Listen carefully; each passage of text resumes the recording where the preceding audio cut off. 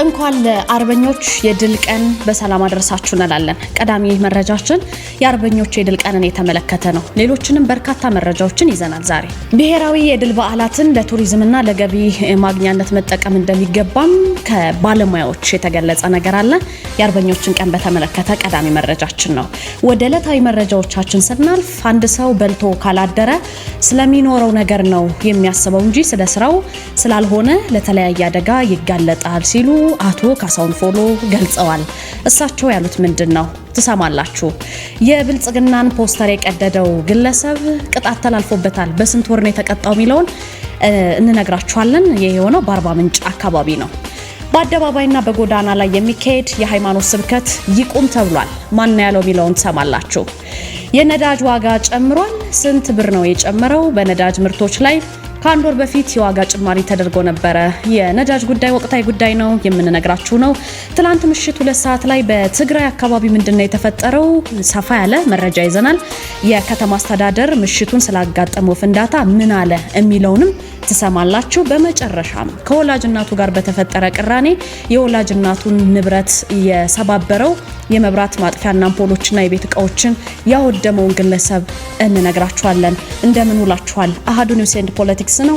በርካታ መረጃዎችን የሚመጥኗችሁን ብቻ ይዘናል። አዘጋጅቼ የማቀርበው ናርዶስ አለማየሁ ነኝ። ውድ ቤተሰቦቻችን ስለምትከታተሉን ከልብ አድርገን እናመሰግናለን። በየዕለቱ ለእናንተ ዜናችን ማድረሳችንን የምንቀጥል ነው የሚሆነው። ከሁሉም በፊት ግን ሰብስክራይብ በማድረግ ቤተሰባዊነታችሁን አሳዩን። ወደ መረጃዎች እንሂድ።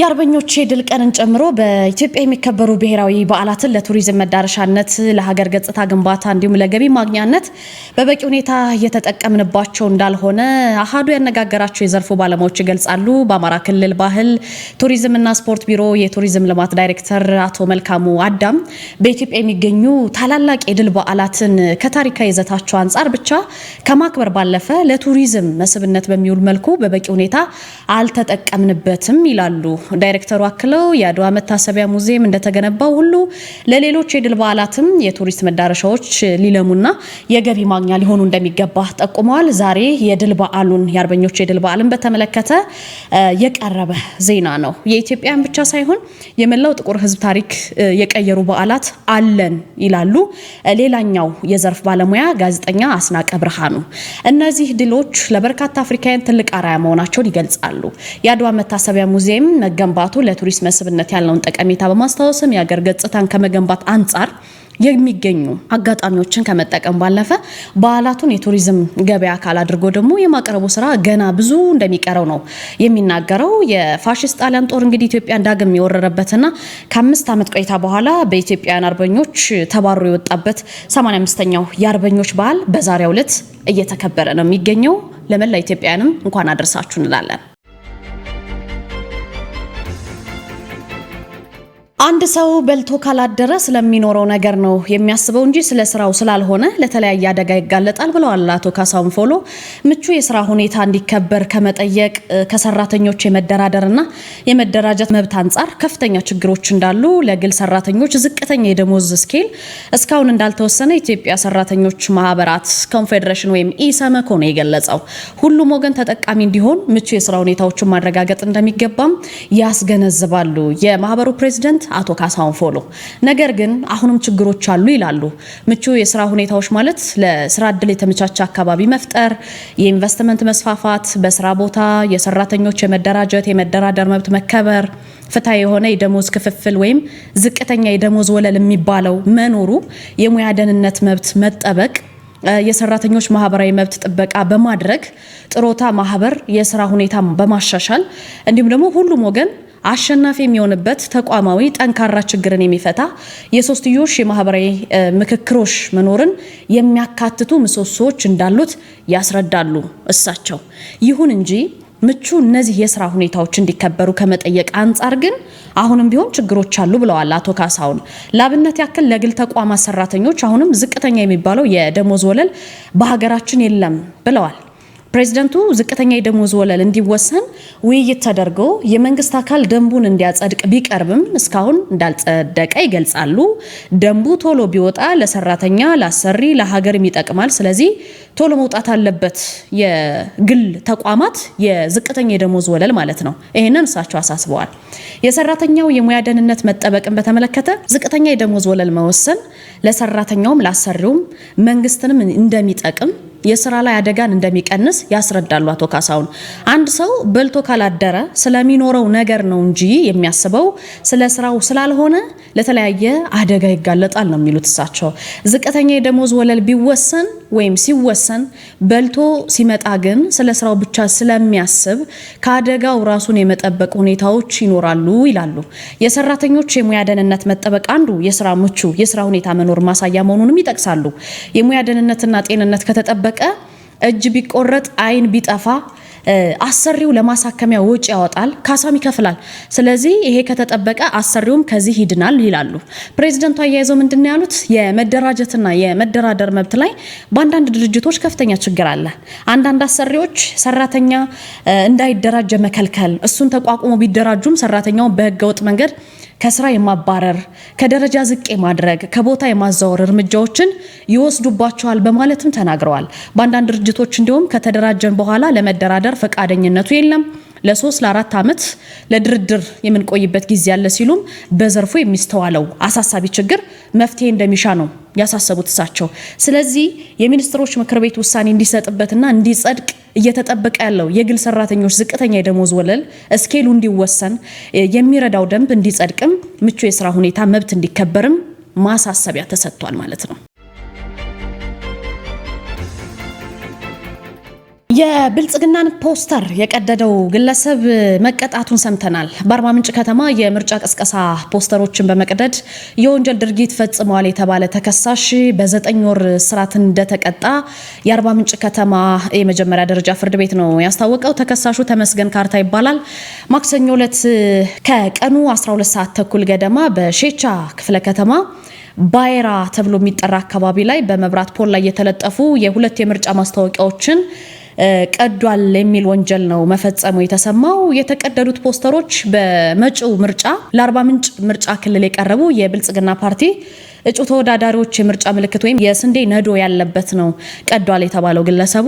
አቃቤ ሕግ የኢትዮጵያ የፖለቲካ ፓርቲዎች ምዝገባና የምርጫ ስነ ምግባር አዋጅ ቁጥር 1162/2011 አንቀጽ 158ን መሰረት አድርጎ ክስ ነው የመሰረተበት በዚህ ልጅ ላይ። ፍርድ ቤቱም የግራ ቀኙን ክርክር ከመረመረ በኋላ ፓርቲዎችን የብልጽግና ፓርቲን ጨምሮ የሌላ አንድ ፓርቲን ቀዷል የተባለውን ግለሰብ በ9 ወር ጽኑ እስራት እንደተቀጣ ሰምተናል። በአደባባይና በጎዳና ላይ የሚካሄዱ የሃይማኖት ስብከቶችን ትመለከታላችሁ። እነዚህ ስብከቶች ይቁሙ ብሏል ጉባኤው። የመቀሌ የሃይማኖት ተቋማት ጉባኤ ጋዜጣዊ መግለጫ ሰጥቶ ነበረ። በአደባባይና ጎዳና ላይ የሚካሄድ የሃይማኖት ስብከት እንዲቆም ነው ያሳሰበው። ጉባኤው እንግዲህ በመቀሌ አደባባዮችና ጎዳናዎች ከተለመደው ባፈነገጠ መልኩ በድምጽ ማጉያ የተደገፈ የሃይማኖት ስብከት እየታየ ነው የሚል ነገር ነው የጠቀሰው። ተፈናቃዮች ቀያቸውን ለቀው በስቃይ ባሉበትና ህዝቡ ከባድ ችግር ውስጥ በተዘፈቀበት ሁኔታ በሃይማኖት ሽፋን ሰላም የሚያውኩ አካላት አደብ መግዛት እንዳለባቸው በአጽንኦት ገልጿል። ህዝቡና ተሽከርካሪዎች በብዛት በሚንቀሳቀሱባቸው ቦታዎች ላይ ከህዝቡ ፈቃድ ውጪ በድምጽ ማጉያ የሚካሄድ ስብከት መቆም እንዳለበት አሳስቧል የተባለው። በተለያዩ አማኞች መኖሪያና የአምልኮ ቦታዎችም ድንጋይ የመወርወር፣ በመጥፎ ቃላት የማንቋሸሽ፣ አካል የማጉደል ተግባራት እንዳሉ ይህንን ከጅምሩ ስርዓት ማስያዝ እንደሚገባ አሳስቧል። ስለዚህ ማንኛውም ሰው በሚከተለው ሃይማኖት ምክንያት ለስድብና አካል ጉዳት መዳረግ ሃይማኖት የሚጻረር ተግባር ስለሆነ አንዱ የሌላውን ክብርና ሴት ከሚጎዳ ስብከት ተቆጥቦ ህዝቡ ካለበት ተደራራቢ ፈተና አንጻር በሃይማኖት ሽፋን ሌላ መከራ መጋበዝ እንደማይገባ መክሯል የተባለው የሀገር ውስጥ መገናኛ ብዙሃን እንዳሉት ይሄ የሃይማኖት ተቋማት ጉባኤ የኢትዮጵያ ኦርቶዶክስ ተዋሕዶ፣ የእስልምና፣ የካቶሊክና የወንጌላውያን አማኞች በጋራ ያቋቋሙት ጉባኤ ነው። የነዳጅ ዋጋ ጨምሯል። ስንት ብር ነው የጨመረው? በነዳጅ ምርቶች ላይ ከአንድ ወር በፊት የዋጋ ጭማሪ ተደርጎ ነበር ታስታውሳላችሁ። ነጭ ናፍጣ በሊትር 180 ብር ከ46 ሳንቲም ገብቷል። ቤንዚንም በሊትር 167 ብር ከ50 ሆኗል። ከትላንትና 2018 ጀምሮ ከትላንት ሚያዝያ 26 ከሰዓት ጀምሮ የነዳጅ ምርቶች የችርቻሮ መሸጫ ዋጋ ላይ ጭማሪ መደረጉን ማደያዎች ገልጸዋል። የንግድና ቀጠናዊ ትስስር ሚኒስቴር ደብዳቤም የዓለም የነዳጅ ዋጋን መሰረት በማድረግ ከሚያዝያ 23 2018 ከምሽቱ 12 ሰዓት ጀምሮ የነዳጅ ምርቶች የችርቻሮ መሸጫ ዋጋቸው ላይ ጭማሪ መደረጉን ያስረዳል። በደብዳቤው በተገለጸው መሰረት በሊትር ምን ያህል ነው የሚሸጠው የሚለውን እንነግራችኋለን። ነጭ ናፍጣ 180 ብር ከ46 ሳንቲም፣ ቤንዚን 167 ብር፣ ኬሮሲን 320 ብር፣ ቀላል ጥቁር ናፍጣ 170 ብር፣ ከባድ ጥቁር ናፍጣ 167 ብር፣ የአውሮፕላን ነዳጅ 319 ብር ከ76 ሳንቲም ሆኗል ማለት ነው። ትላንትና ምሽት ምንድነው የተፈጠረው የሚለውን ጠቀስ አድርገንላችሁ እናልፋለን። ትላንት ምሽት 2 ሰዓት በትግራይ ጊዜያዊ አስተዳደር የፕሬዝዳንት ጽህፈት ቤት አካባቢ የቦምብ ፍንዳታ አጋጥሟል ወይ፣ የከተማ አስተዳደሩስ ምሽቱን ስላጋጠመው ፍንዳታ ምን አለ የሚለውን በመገናኛ ብዙሃን እንዳሉ ነግራችኋለን። ትላንትና ምሽት በትግራይ ጊዜያዊ አስተዳደር የፕሬዝዳንት ጽህፈት ቤት አካባቢ የቦምብ ፍንዳታ ማጋጠሙን የመቀሌ ከተማ አስተዳደር ለመቀሌ ኤፍኤም ነው የገለጸው። ይሄ ቦምብ ፍንዳታ ሆን ተብሎ ህዝብን ለማሸበር የተፈጸመ ተግባር ነው ብሏል። በሰውም ይሁን በንብረት ያጋጠመ ቀላልና ከባድ ጉዳትም የለም።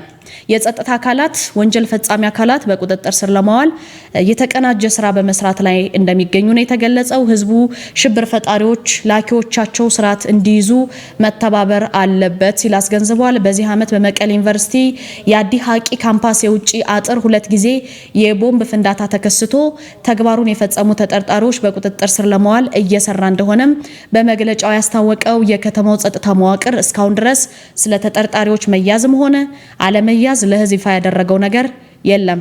ሚያዝያ 7 ነባሩ ምክር ቤትና መንግስት ወደ ስልጣን ይመለስ ሲል የወሰነው ህወሓት ዛሬ የሚያዝያ 27 የምክር ቤት ስብሰባ መጥራቱ በስፋት እየተነገረ መሆኑም ተዘግቧል። በዚህ መሰረት በደረሰው ፍንዳታ የንብረትም ሆነ የሰው ህይወት አላለፈም።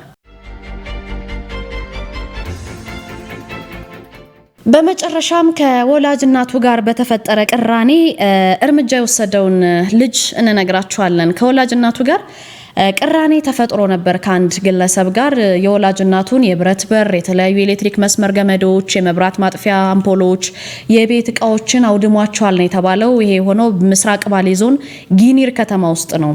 ገንዘብ ጠይቆ ይከለከላል። ይሄ ልጅ የወላጅ እናቱን ንብረቶች በመሰባበር ጉዳት በማድረሱ በስራት ተቀጥቷል። ፖሊስ እንዳለው የምስራቅ ባሌ ዞን ፖሊስ እንግዲህ እንደተናገረው ከሆነ ተከሳሹ ሶፊያን አሎ ይባላል። የ19 ዓመት ወጣት ነው። ገንዘብ ጠይቆ ተከለከለ። በዚህ ምክንያት ጠይቄ ተከለከልኩኝ በማለት በእናቱ ንብረት ላይ ነው ጉዳት ያደረሰው። ተከሳሹ ሚያዝያ 5 ከቀኑ 9 ሰዓት ላይ በጊኒር ከተማ ጋምሳ ቀበሌ ገንዘብ ጠይቆ ስለተከለከለ ከወላጅ እናቱ ጋር በተፈጠረው የውስጥ ቅራኔ የወላጅ እናቱን የብረት በር፣ የተለያዩ ኤሌክትሪክ መስመር ገመዶችን፣ የመብራት ማጥፊያና አምፖሎችን እንዲሁም የተለያዩ ቤት እቃዎችን በመሰባበር በማውደም በፖሊስ ቁጥጥር ስር ውሎ ምርመራ መዝገብ እየተጣራበት ነው። በፖሊስ የተጣራው የምርመራ መዝገብ በወደመው የእቃ ግምታዊ ዋጋ ተገምቶ ለአቃቤ ሕግ የተላከ ነው። አቃቤ ሕግ የቀረበለትን መዝገብ ተመልክቶ በሰው ንብረት ላይ ጉዳት በማድረስ ወንጀል ነው ክስ የመሰረተበት። ክሱን የተመለከተው ደግሞ የጊኒር ወረዳ ፍርድ ቤት ነው። ፍርድ ቤቱ ምንድነው የዋለው ችሎት የሚለውን ስናይ ተከሳሽ ሶፊያን አሎ የወላጅ እናቱን ንብረት በማውደሙ ዋጋ በማሳጣቱ በቅራኔ ገንዘብ ተከለከልኩ ብሎ እንደዚህ አይነት ድርጊት በመፈጸሙ ከአገልግሎት ውጪ በማድረጉ በእርሱ እድሜ ላሉ ሁሉ ማስተማሪያ እንዲሆን በሚል በ1 ዓመት ከ6 ወር እስራት እንዲቀጣ ተወስኖበታል ማለት ነው። ውድ ቤተሰቦቻችን ለዛሬ ለሚያዝያ 27 ያዝናቸው መረጃዎች እነዚህን ይመስሉ ነበረ። አዘጋጅቼ ያቀረብኩት ናርዶስ አለማየሁ ነበርኩ። ሁላችሁም አብራችሁን ስለነበራችሁ ከልብ አድርጌ አመሰግናለሁ። ቀሪ የአሃዱ ሬዲዮ ዜናዎች ይጠብቋችኋል። ሁልጊዜም እንደምንላችሁ ሰብስክራይብ ማድረጋችሁ እንዳትረሱ። መልካም ምሽት ይሁንላችሁ። ኢትዮጵያውያን ከጥንት ጀምሮ ሀገራቸውን ሊወር የመጣውን ጠላት በአንድነትና በጀግንነት ቆመው መክተው ነጻነታቸውን እንደጠበቁም ዛሬ ላይ ደርሰዋል። በዚህ የጀግንነት ተጋድሎ ውስጥ ታዲያ በርካታ ጀግኖችም ተሰውተዋል። የጣሊያን ጦር በአድዋ ድል ለደረሰበት ሽንፈት የበቀል ጦሩን ስሎ ከ4 አስርት ዓመታት በኋላ በተደራጀ የጦር መሳሪያ ታግዞና አቅሙን አጠናክሮ ተመልሶ መጣ። በዚህም ወቅታዊ የበላይነት ይዞ የኢትዮጵያን ሰንደቅ ዓላማ ሚያዝያ 27 ቀን 1928 ዓ.ም ከተሰቀለበት አወረደ። የኢትዮጵያ አርበኞች ታላቅ ተጋድሎ በማድረግ ወራሪውን ኃይል አሸንፈው ልክ በ5 ዓመቱ በተመሳሳይ ቀን ሚያዝያ 27 ቀን 1933 ዓ.ም ዳግም የሀገራቸውን ዳር ድንበር አስከብረው ለነጻነታቸው የተዋደቁለትን ሰንደቅ ዓላማ በክብር ከፍ አድርገው ሰቀሉ። የአባት አርበኞች ደማቅ አሻራ ያረፈበት በ4 ኪሎ አደባባይ የሚገኘው የድል ሐውልትም ለዚህ ደማቅ ድል ታሪክ መታሰቢያነት ተደርጎ ቆሟል። እንኳን ለ85ኛው የኢትዮጵያ የአርበኞች ቀን ለመላው ኢትዮጵያውያን ውድ ቤተሰቦቻችን አሃዱ ሬዲዮ እንኳን አደረሳችሁ ለማለት ይወዳል። በድጋሚ ሰላም ለእናንተ ይሁን ውድ የአሃዱ ቤተሰቦች። ከአሃዱ ሬዲዮ 94.3 የሚያዝያ 27 2018 ዓ.ም የዕለተ ማክሰኞ አሃዱ ልሳን ማለዳችን ተጀምሯል። አሃዱ ልሳን ማለዳውን እየመራው ፍቅር ተቢተው የዓለም ስራ ዘውዱ ቴክኒኩን እየተቆጣጠረች እንዲሁም ህይወት የጌትነት የእናንተ ውድ ቤተሰቦቻችን ሀሳብ አስተያየት ጥቆማ እየተቀበለች አብረናችሁ እንዘልቃለን። 7545 እንዲሁ አጭር የጽሁፍ መቀበያችን ነው። በ7545 በቀጥታ መደወልም ይቻላል። አንኳር ዘገባዎቹ ቀዳሚ ናቸው። ሀገር ተረካቢው ትውልድ የአርበኞችን ድል ለመድገም በጠበንጃ በመዋጋት ሳይሆን በሀገር ውስጥ ችግሮች ላይ በመዝመት ሊሆን እንደሚገባ ተገለጸ።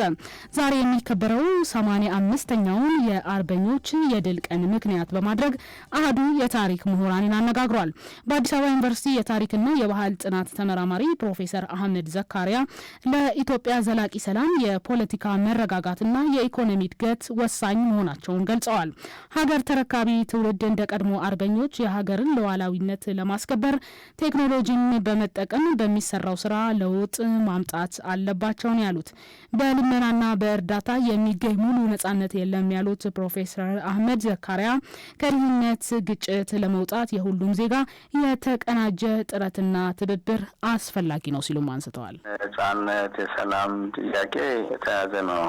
ነጻነት ካለ ሰላም መኖር አለበት። ሰላም ለመኖር ደግሞ ብዙ ነገር ያስፈልገዋል። የፖለቲካ መረጋጋት፣ ኢኮኖሚ እድገት፣ የህብረተሰብ ቁርኝት፣ እነዚህ ነገሮች እና ዲፕሎማሲና የጸጥታ ሁኔታዎችን ያጠቃልላል ማለት ነው። የብቻው የሚሆን አይነት አይደለም። አንድ ላይ ሁሉም በተስተካከለ መንገድ ከሄዱ ለውጥ ይመጣል ማለት ነው። ሰላምን ለማስገኘት የኢኮኖሚ መረጋጋት ያስፈልጋል ማለት ነው። ኢኮኖሚ መረጋጋት ቴክኖሎጂ ማደግን ይጠይቃል። ጊዜ የሚጠይቀውን የእድገት ደረጃ ማሟላት ያስፈልጋል ነው። ያለንበት የኤአይ ዘመን ነው። በኤአይ ማደግ ግድ ነው ማለት ነው። በዛ ወደ ኋላ ከሆን ነገ እንቆጫለን እና ከጊዜው ጋር የሚሄድ ነገር አለ። ሌላኛው አሃዱ ያነጋገራቸው የታሪክ ተመራማሪው አቶ ደረጀ ተክሌ በበኩላቸው የአሁኑ ሀገር ተረካቢ ትውልድ የአርበኞችን ድል ለመድገም በጠበንጃ መዋጋት ሳይሆን በሀገር ውስጥ ችግሮች ላይ መዝመት እንዳለበትም ገልጸዋል። አሁን ያለው ትውልድ የሚገጥመው የውጭ ወራሪ ሳይሆን እንደ ድህነት፣ ሙስና፣ የኑሮ ውድነትና አንድነት አለመኖር ያሉ የውስጥ ችግሮች መሆኑን ጠቁመዋል። በአርበኞች ድል ወቅትም መሪዎች የነበሩባቸውን ልዩነቶች ወደ ጎን በመተው ህዝቡን ለጋራ ዓላማ ማሰለፋቸው ለድሉ መገኘት ቁልፍ እንደነበር ያስታወሱት አቶ ደረጀ አሁንም ወጣቱን አስተባብሮ ለለውጥ የሚያሰልፍ ብቁ አመራር አስፈላጊ ነው ብለዋል። ያን በወራሪዎች ላይ ያስመዘገቡትን ከፍተኛና ታሪካዊ ድል የአሁኑ ወጣት ትውልድ በምን አይነት መንገድ በምን አይነት ሁኔታ ሊደግመው ይችላል ነው። የአሁኑ ትውልድ ሄዶ አይዋጋም። አሁን የሚዋጋበትም ምክንያት የለውም፣ የሚጠበቅበትም አይደለም። ጣሊያንም እንደገና ለወረራ አልመጣም። አሁን ከዛ ወዲህ የመጣበትም ጊዜ መጥቷል። በዛ ጊዜ መሳፍንት ቆይቶ ተመልሷል። አሁን ያለው ወጣት ይህን ያህል ጠንክሮ ድንበር ደፍሮ መሳሪያውን አቀናጅቶ ጦሩን ሰብቆ የሚመጣ የውጭ ጠላት የለበትም። ሀገር ውስጥ ግን ችግሮች አሉ። ሀገር ውስጥ ያለው ችግር የአንድነት ችግር አለ፣ የድህነት ችግር አለ፣ ሌሎች ደግሞ ኮረፕሽን ሙስና የምንለው ነገር ችግር አለ፣ እንደው የኑሮ ውድነትም ችግር አለ። እነዚህ ነገሮች አቀናጅቶ በእነዚህ የተጠቀሱት ድህነት፣ አንድነትን ማጣት ቢዘምት ነው መልካም ሊሆን የሚችለው ለሚለው መሪ ይፈልጋል፣ አመራር ይፈልጋል። ኢትዮጵያውያን በማንኛውም ዘመን ሀገር ወዳድ ስነ ልቦና እንዳላቸው የጠቀሱት ምሁራኑ ወጣቱ አሁንም ለለውጥ ዝግጁ መሆኑንና ብቁ አመራር ከተገኘም በድህነትና በሙስና ላይ ዘምቶ ሀገሪቱን ማሻገር እንደሚቻልም ያላቸውን እምነትና ተስፋ ገልጸዋል። አብዛኛው የኤሌክትሪክ መቆራረጥ ከኢትዮጵያ ኤሌክትሪክ ኃይል አሰራር ጋር የተገናኘ እንዳልሆነም ተቋሙ አስታውቋል። የኢትዮጵያ ኤሌክትሪክ ኃይል በሀገሪቱ በአብዛኛው የሚስተዋል የኃይል መቆራረጥ ከተቋሙ ጋር የተገናኘ እንዳልሆነም አስታውቋል። የተቋሙ የኮሚኒኬሽን ዳይሬክተር አቶ መጎስ መኮንን በኢትዮጵያ ለሚታየው የኃይል መቆራረጥ የተለያዩ ምክንያቶች እንደሚጠቀሱም ነው ያነሱት። በማስተላለፊያ መስመሮች ወይም በማከፋፈያ ጣቢያዎች ላይ ጥገና ሲደረግ እንዲሁም በስርቆት ምክንያት ጉዳት ደርሶ እስከሚጠገን ድረስ የኃይል መቆራረጥ ሊያጋጥም እንደሚችልም ገልጸዋል። ተቋሙ ይህንን አስቀድሞ ለህብረተሰቡ የሚያሳውቅ መሆኑን ጠቁመው ሆኖም አብዛኛው የኃይል መቆራረጥ ምክንያት ከኢትዮጵያ ኤሌክትሪክ ኃይል ተቋም ጋር የሚገናኝ አለመሆኑንም ተናግረዋል። የኃይል የሚቋረጥባቸው የራሱ የሆኑ ምክንያቶች አሉ። ቴክኒካዊ ያልሆኑ ምክንያቶች ማለት ነው። ከኢትዮጵያ ኤሌክትሪክ ጋር ኃይል ጋር የሚገናኙ የማይገናኙ ምክንያቶች አሉ። ለምሳሌ ከኢትዮጵያ ኤሌክትሪክ ኃይል ጋር የሚገናኙ ምክንያቶች በማስተላለፊያ መስመሮች ላይ የሚከናወኑ ጥገናዎች፣ በማከፋፈያ ጣቢያዎች የሚከናወኑ ጥገናዎች፣ ከዛ ውጪ ደግሞ በስርቆት ምክንያት ስርቆቱ ያደረሰውን ጉዳት እስከሚጠገን ድረስ የሚኖሩ የኃይል መቋረጦች ይኖራሉ። እነዚህ በሚታወቁ ምክንያቶችና ድንገተኛ በሆኑ ምክንያቶች የሚያጋጥሙ ችግሮቹን እንዳጋጠሙ አናውንስ የምናደርግበት ሁኔታ ይኖራል። ከዛ ውጪ ግን ከማመንጫ ጣቢያም ያልሆነ ከማከፋፈያ ጣቢያም ማስተላለፊያ መስመር ጋርም የማይያያዙ የኃይል መቋረጥ ምክንያቶች ይኖራሉ። እነዚህ በእርግጠኝነት ለመናገር ከፍተኛውን ድርሻ ይዛሉ ብለን የምናምንባቸው ናቸው ማለት ነው። ስለዚህ አብዛኛዎቹ የኃይል መቋረጥ ምክንያቶች ከኢትዮጵያ ኤሌክትሪክ ጋር የሚገናኙ አይደሉም። የኢትዮጵያ ኤሌክትሪክ ኃይል በ2018 ዓ.ም በ9 ወራት ውስጥ ከ27000 ጊጋዋት በላይ ኃይል ያመነጨ ሲሆን ከመነጨው ኃይል ውስጥ 24970 ጊጋዋት ኃይል መሸጡን አስታውቋል። እንደ ተቋሙ መረጃ በሀገሪቱ ለሚስተዋሉ የኃይል መቆራረጥ አንዱ ምክንያት የመሰረተ ልማት ስርቆት ነው። በኢትዮጵያ የወንጀል ሕግ አንቀጽ 666 መሰረት የኃይል መሰረተ ልማትን መስረቅ በሕግ የሚያስቀጣ ከባድ ወንጀል ነው። በዚህም በማንኛውም ሰው ተገቢ ያልሆነ ብልጽግና ለማግኘት ወይም ለሌላ ሰው ለማስገኘት በማሰብ የሌላ ሰው ከሆነ የኃይል ማሰራጫ ወይም ከሌላ ሰው ከተዘረጋ መስመር ላይ ጋዝ፣ እንፋሎት፣ ኤሌክትሪክ ወይም ሌላ አይነት ኃይል በመውሰድ የራሱ ያደረገ ወይም የተገለገለበት እንደሆነ እንደ ጥፋቱ አይነት በቀላል እስራት ወይም ከ5 ዓመት በማይበልጥ ጽኑ እስራት እንደሚቀጣም ተደንግጓል። የአድዋ ድል መታሰቢያ ሙዚየም በ9 ወራት ውስጥ ከ150 ሚሊዮን ብር በላይ ገቢ ማስገኘቱ ተገለጸ። በ2016 ዓመተ ምህረት የካቲት ወር ላይ በይፋ ስራ የጀመረው የአድዋ ድል መታሰቢያ ሙዚየም በ2018 በጀት ዓመት 9 ወራት ውስጥ ከ65000 በላይ ጎብኚዎችን በማስተናገድ ከ150 ሚሊዮን ብር በላይ ገቢ ማስገኘቱንም የቱሪዝም ሚኒስቴር ለአህዱ አስታውቋል። የኢትዮጵያን የቱሪስት ፍሰት ለማሳደግ በዘርፉ ብዙ ስራዎች ሲሰሩ መቆየታቸውን የገለጹት የቱሪዝም ሚኒስትር ዴኤታ አቶ ስለሺ ግርማ ናቸው። ከዚህም ውስጥ ደግሞ አዳዲስ መዳረሻዎችን መገንባትና ማስፋፋት ሲሆን በተለይም በአዲስ አበባ በብዛት በዓለም አቀፍ ጉባኤዎችን ምክንያት በማድረግ ዘርፉን ለማነቃቃት መሰራቱንም ተናግረዋል። በዚህ መሰረት የአድዋ ድል መታሰቢያ ሙዚየም ብቻ የተከናወኑ የተለያዩ ሁነቶችን ጨምሮ በአጠቃላይ ከ65000 በላይ ጎብኚዎች እንደተገኙም አስታውቋል። በተጨማሪም ከ150 ሚሊዮን ብር በላይ ገቢ መገኘቱን ሚኒስትር ዴኤታው ተናግረዋል። ይህም ሙዚየሙን ለመገንባት የወጣውን ገንዘብ ወጪ መልሶ የተገኘ ሲሆን በቀጣይ ለሌሎች መሰል ኢንቨስትመንቶችን ድጋፍ ለማድረግ አጋዥ መሆኑን ጠቁመዋል። ለአድዋ ድል መታሰቢያ ብቻ ከ65000 በላይ ጎብኚዎች እንደጎበኙ ከ150 ሚሊዮን ብር በላይ ማግኘት እንደተቻለ፣ ይህ ማለት ደግሞ ኢንቨስት ያደረግነውን ገንዘብ ገቢውን ማግኘት እንደጀመርንና በቀጣይ ለሌሎች መሰል ኢንቨስትመንቶች ድጋፍ ለማድረግ ከዚህ በፊት ያለማናቸው የቱሪዝም መዳረሻ ልማት ስራዎች ገቢ ማመንጨት እንደጀመሩ መገንዘብ ይቻላል።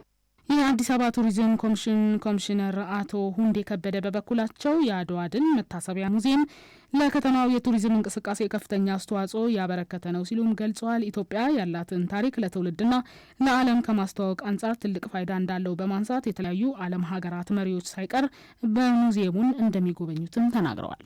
በጣም ከፍተኛ በርክቶ አለው። እንግዲህ ሁላችንም እንደምናየው ሁሌ ይጎበኛል። በርካታ ጎብኚዎች እዚህ መጥተው ይጎበኛሉ። ትልቅ ሀብት ነው ያለው። የአድዋ ሙዚየም ዋናው የታሪካችን አካል ነው። ያሉንን ታሪኮች ለትውልዱ ከማስተዋወቅ ለዓለም ከማስተዋወቅ አንጻር ትልቅ ፋይዳ አለው። እጅግ ግዙፍ የሆነ ሙዚየም ነው። ሁላችንም ደግሞ እንደምናየው በርካታ የዓለም መሪዎችም ጭምር መጥተው የአበባ ጉንጉን የሚያስቀምጡበት ትልቅ ታሪካዊ ስፍራ ነው። ይህ ብቻ አይደለም። በጣም በርካታ ሺህ ቱሪስቶች የሀገር ውስጥም የውጭም ቱሪስቶች አዲስ አበባ ከመጡ የአድዋ ሙዚየምን ሳያዩ የሚመለሱ የሉም። ትልቅ የቱሪዝም መዳረሻ ሆኖ እያገለገለ ነው ያለው። በርካታ የውጭ ሀገር ጎብኚዎችም ወደ አዲስ አበባ ሲገቡ ሙዚየሙን እንደሚጎበኙ የተገለጸ ሲሆን በዚህ ምክንያትም ትልቅ የቱሪዝም መዳረሻ ሆኖ እያገለገለ መሆኑን ተጠቁሟል። ናይጄሪያውያን ከደቡብ አፍሪካው ጥቃት በኋላ ወደ ሀገራቸው የመመለስ ፍላጎት እንዳላቸው ተገልጿል። ደቡብ አፍሪካ ቢያንስ 130 የናይጄሪያ ዜጎች የውጭ ዜጎችን ኢላማ ባደረገ ጥቃት ምክንያት ወደ ሀገራቸው ለመመለስ መጠየቃቸውን የናይጄሪያ የውጭ ጉዳይ ሚኒስቴር አስታውቋል። ናይጄሪያውያን በደቡብ አፍሪካ የሚኖሩ 5 የውጭ ሀገራት ዜጎች የተገደሉበት የዘረኝነት ጥቃት ሊባባስ እንደሚችልም ስጋታቸውን ገልጸዋል። የስደተኞች መብት ተሟጋች እንደሚሉት የውጭ ዜጎች በደቡብ አፍሪካ ኢኮኖሚያዊ ቀውስ ምክንያት ለረጅም ጊዜ ሲሰቃዩም ቆይተዋል። በተመሳሳይ ጋናና ሌሎች የአፍሪካ ሀገራትም ዜጎቻቸው ጥቃትና መድሎ እንደደረሰባቸውም ገልጸዋል። የደቡብ አፍሪካ መንግስት በበኩሉ የዘረኝነት ጥቃት የሚፈጽም ማንኛውም ሰው በቁጥጥር ስር ለመዋል ቃል ገብተዋል ነው የተባለው። ዘገባው የሮይተርስ ነው። የተባበሩት አረብ ኤምሬት የሚሳኤል ስጋት ማስጠንቀቂያውን አነሳች። የተባበሩት አረብ ኤምሬት ባለፈው ወር በኢራንና በአሜሪካ መካከል የተኩስ አቁም ስምምነት ተግባራዊ ከሆነ በኋላ ለመጀመሪያ ጊዜ ያስተላለፈችውን የሚሳኤል ስጋት ማስጠንቀቂያ ማንስታለች ነው የተባለው። ቀደም ሲል ለነዋሪዎች በተላለፈው የጥንቃቄ መልእክት ሊከሰቱ የሚችሉ የሚሳኤል ስጋቶችን ምክንያት ነዋሪዎች ደህንነቱን በጠበቀ ህንፃ ውስጥ መቀመጥ እንዳለባቸውም ተገልጾም ነበር። በተጨማሪም ከመስኮቶች በሮችና ክፍት ቦታዎች መራቅ እንደሚገባም ይጠቁማል። ዜጎች ከመንግስት የሚተላለፍ ተጨማሪ መመሪያዎችን በትኩረት እንዲከታተሉም መመሪያ ተሰጥቷል ወይም ተላልፏል ነው የተባለው። ከተወሰነ ጊዜ በኋላ የሀገር ውስጥ ጉዳይ ሚኒስቴር ባወጣው መግለጫ ስጋቱ መቆሙን አስታውቋል። ዘገባው የአናዶሉ